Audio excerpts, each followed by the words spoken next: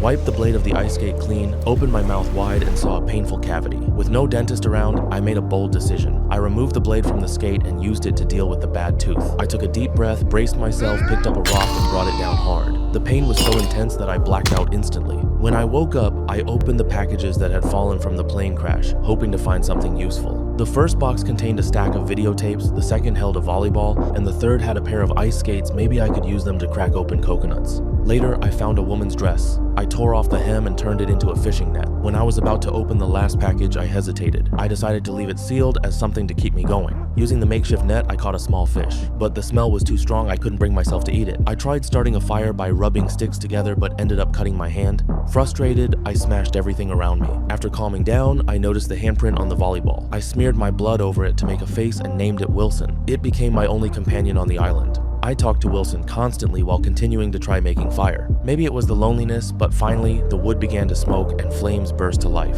That night, I lit a bonfire on the beach and roasted a delicious crab with my new friend by my side. 4 years passed. I had adapted to island life and could fish with ease. But loneliness was the hardest thing to endure. One day, I found a torn piece of metal washed ashore. Watching it flap in the wind gave me an idea maybe I could turn it into a sail. I immediately started cutting down trees, collecting bark, drying it, and twisting it into rope. I even tore apart the videotapes to make more cord. Once everything was ready, I dressed Wilson up, carved my message into a rock wall, tied him to the front of the raft, and picked up the one package I had never opened. Then I pushed the raft into the ocean and began my journey. At sea, I faced the waves without fear, even encouraging Wilson as we pushed forward. I proudly showed him the first fish I caught, but one night a storm hit. The sail was torn away. I held tightly onto Wilson as the raft drifted helplessly. When I woke up, Wilson had been swept into the ocean. I immediately jumped into the water and swam toward my friend. But the more I swam after him, the farther I drifted from the raft. In despair, I swam back, pushed the raft away, and lost not only Wilson but my will to live. But just then, a ship appeared on the horizon. I raised my arm and waved with all my strength until finally,